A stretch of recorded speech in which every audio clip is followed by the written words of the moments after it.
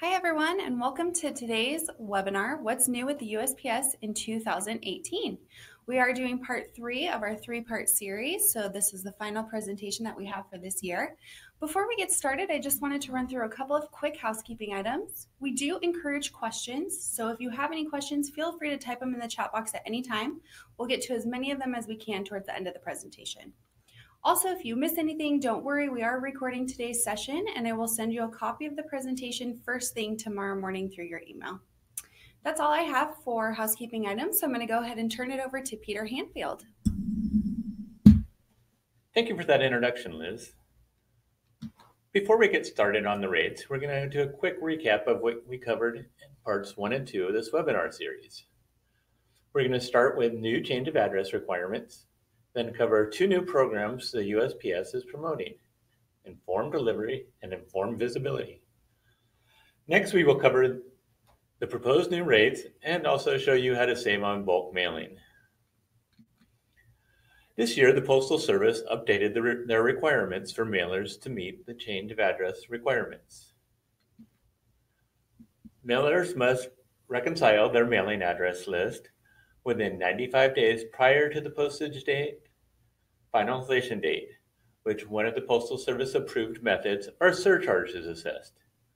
Last year, the USPS allowed a threshold of 30% of bad addresses.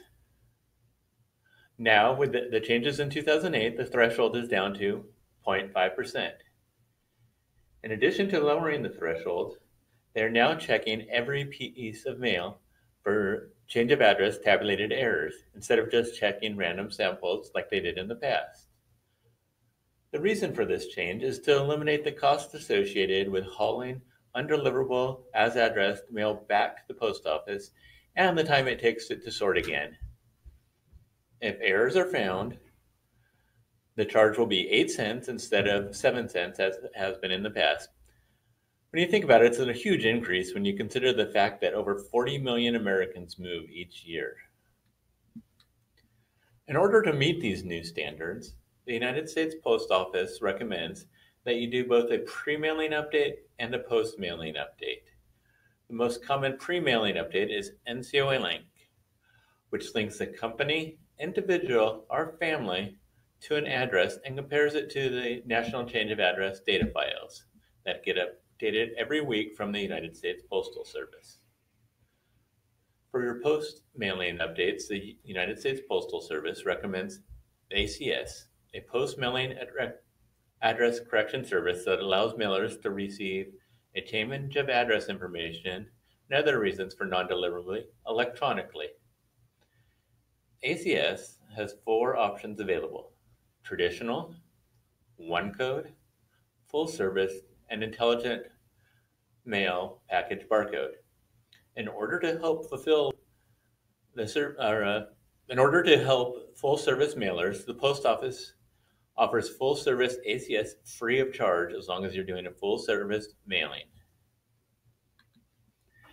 Here at Melissa, we have a couple different options available to you to do pre-mailing updates. Our software as a service product, Mailers Online, which includes NCOA in the pricing. Mailers Plus 4 Desktop, our postal automation software. Our Smart Mover FTP, which is designed to send regular batch jobs to our service. Our Smart Mover web service, which will allow you to submit records to our web service through different protocols such as JSON, SOAP, XML, and REST. Part 2, Informed Delivery, which takes old-fashioned mail and modernizes it. Informed Delivery offers an integrated marketing approach by taking a digital picture of the mail piece and sending that picture to the recipient before the mail piece reaches the customer's mailbox. By doing this, a marketer can add a digital element to the direct mailing campaign. Informed Delivery email open rates is more than twice that of the industry average.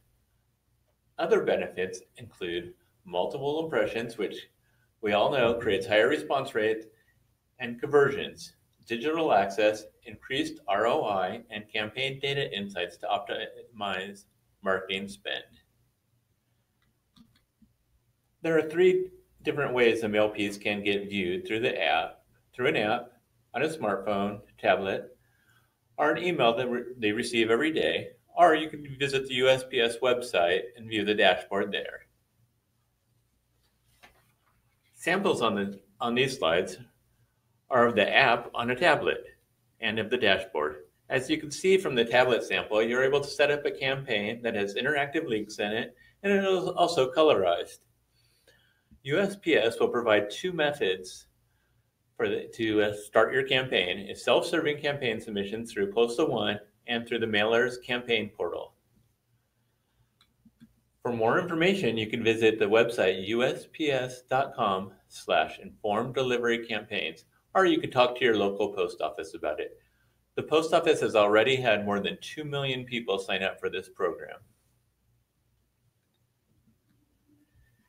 In part 3, we're going to discuss informed visibility, mail tracking and reporting. It's not new, but has been drastically improved. In short, informed visibility is a free tracking for full-service mailings that uses the intelligent mail barcode for tracking purposes. Informed visibility can help your business by helping you identify mail delivery trends and predict delivery dates so you can synchronize multi-channel marketing. It also helps you enable fulfillment, staffing, inventory planning based on mail delivery. By using informed visibility for your incoming reply mail, you can get near real-time notifications when your return mail enters the mail stream to manage cash flow and accounts receivable more effectively. Informed visibility works by scanning the intelligent mail barcode on the pallets, trays, sacks, and mail pieces. Once these items are scanned through each part of the mail stream, they are given an operation code. These codes are then grouped onto phases.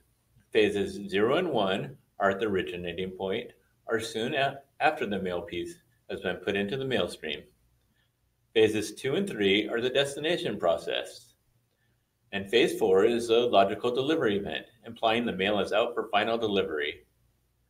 An example would be if I were sending a letter from our home office in Rancho Santa Margarita to an office in Seattle, Washington. Phase 0 would be me taking the letter to our Rancho Santa Margarita post office. They'll check it in there, so that will be phase 0. Phase 1 would be the letter going from the Rancho Santa Margarita post office to the Santa Ana SCF. Phase 2 would be the letter going from the Santa Ana SCF to the LA NDC.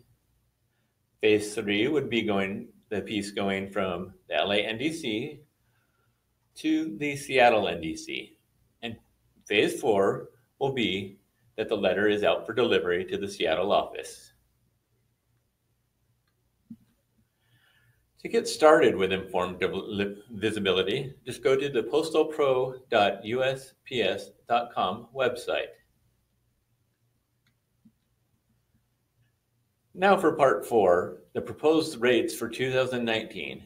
Once again, it's that awful time of year when the post office tells you they're raising the rates again. This time, the new rates will go into effect January 27th, 2019. In most cases, the rates will go up, but there are cases where they will stay the same, like for postcards and first-class flats. Rather than read each line, I will go through over a couple of the prices for each chart. Like for example, this one, the regular 1-ounce stamp price will increase to 55 cents or 10%. The single-piece card rates will stay the same at 35 cents. First-class bulk rates didn't go up much, with the biggest jump being mixed ADC automation flats going up a little over 3% to 72.7 cents. Marketing mail letters were a little worse, with most rates going up at least 2%, with high-density letters going up the most at 4.5%. Marketing mail flats got hit the hardest, with the rates going up at least 2%, with mixed ADC and ADC flats that went up 5.7% and 5.3%.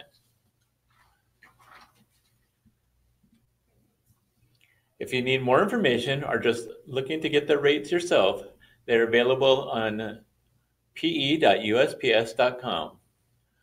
We'll also email everyone that signed up for this webinar a copy of the new rates once they become finalized.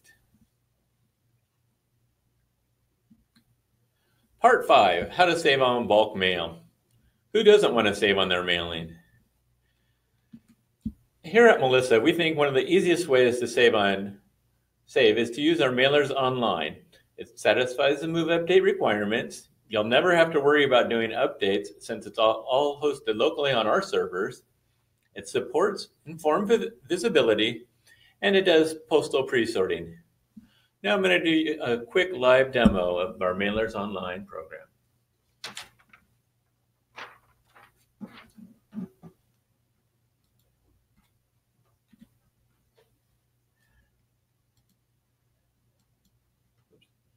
Okay, the first thing we're going to do is go to the program.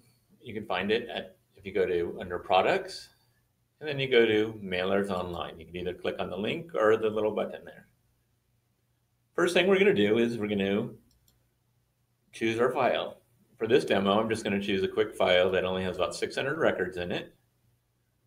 So I'll go ahead and open that. And it tells me that it has a header and there's 599 records in it, excluding the header. And it also lets you check off here if there is a header, or if there is no header but it thinks you have a header, you could also uncheck that.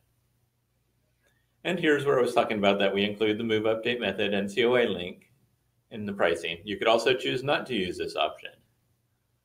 We'll go ahead, for this demo, we'll go ahead and use the option. We'll go ahead and click on next. Here's where we're telling the program what each field is. So it'll try to determine it by the headers, but if it can't, there is a drop down where you could select which field it is. For this list, it was able to tell what each field was, except for this one right here, which is, it's actually not being used. So we put it as NA. And for this demo, so I don't have to type in all the information, I'll go ahead and choose a template that I've already saved.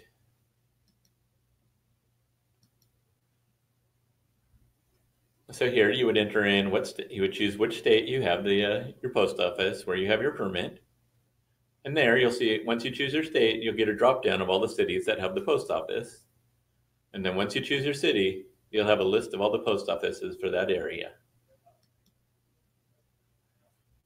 Next, you'll choose the mail class, whether you're doing marketing mail or first class. Then you're going to measure your pieces to get how thick they are and how much they weigh.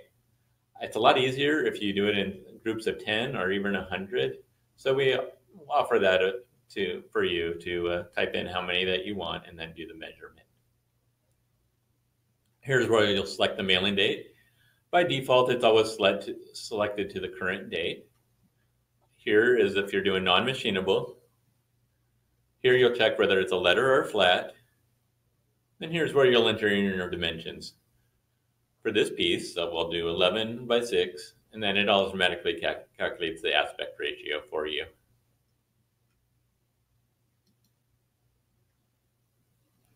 And here's where if you want to just do a sample, you could check this and it'll just fill in some information for you by default. But you won't actually be able to purchase the list. It'll just show you exactly what it's doing and what it looks like on the return. But if you are doing the mailing, you could always you choose here right now if you're doing it for the permit holder, if you're doing the mailing yourself, or if you're doing the mailing for someone else using your permit, you're doing the mailing from someone else and using their permit, or if you're doing the mailing for someone else and using a third party's permit. For this demo, we'll just do it as that I'm doing the mailing myself, and I'm the permit holder. So here's where we have the license code, which is automatically assigned for the mail.dat files, our doc sender ID, contact information, Move update method, since I chose NCOA, it automatically defaults to NCOA. Here's the correction options. For this one, there is no options, but like if you chose ACS, then you would be able to choose the different ACS options, whether it's first full service or the standard ACS. Since I already chose NCOA for the move update method, I'll go ahead and leave it at NCOA. Trace options, this is actually, we're going to change the label so it makes it more clear. This is actually for informed visibility. For this, I'll go ahead and turn this on. Palletization, if you are interested in doing pallets. For this mailing, since it's so small, we're not going to worry about creating pallets. So we'll go ahead and click on Next. Here it asks us what sorts that we want to try to qualify for. Well, with letters, automation is cheaper than a carrier route unless you're doing saturation or high density plus. So I'll go ahead and just uncheck carrier route and just do automation, non-automation, and residual. I have a permit imprint, which is a little indicia. But if you use pre-canceled stamps or mail meter, you'll be able to enter that information also. This is just extra information that you can put on the tray and sack labels. It's easier, I find, that if I have a border on there for cutting it out. Same with the container number and the number of pieces in the container. Also, if you need to type in any additional information that you want on it, you can do that. This is just a quick recap of all the selections that you did. And then it also comes with a built-in duplicate check, which is really great. You can either do duplicates by address, address last name first name, company, address company and last name, address company and last name and first name. For this job, since it's so small, I don't think I'm going to do any duplicates. And then I'll go ahead and give it a name.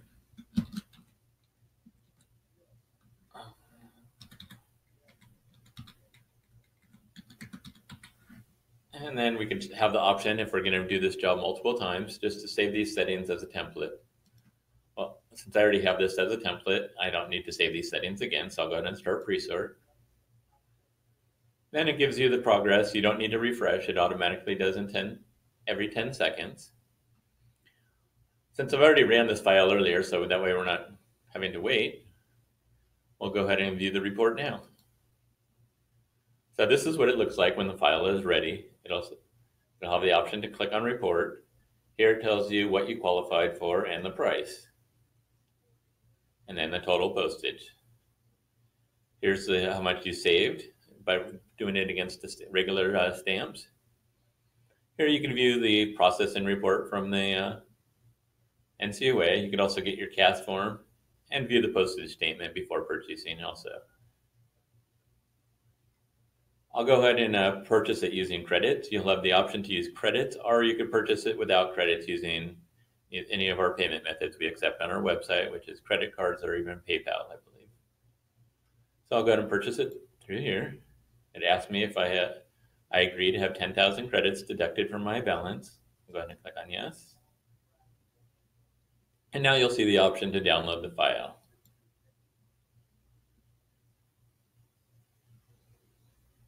And it's a pretty small file, so looks like it's already done.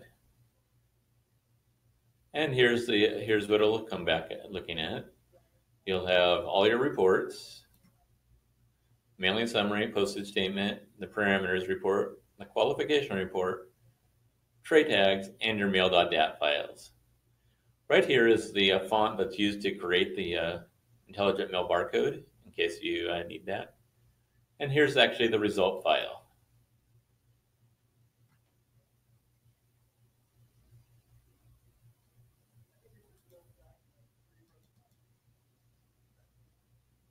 So this will have all the MD ones are all the ones that we appended. So we appended the sequence number, record number, tray number, endorsement, bundle number, the IMB alpha code, and the IMB numeric code, the serial number, and all the other information that was here are the starting fields. But we also have, when it runs it through the NCOA, it also appends the full name, first name, last name, the moved address, the moved city, moved state, zip, +4, carrier route, delivery point, and it also gives you a result code, which you can look up on our website. And that concludes my demo. Now I'll go ahead and turn it over to Liz for any questions. Wonderful. Thanks, Peter.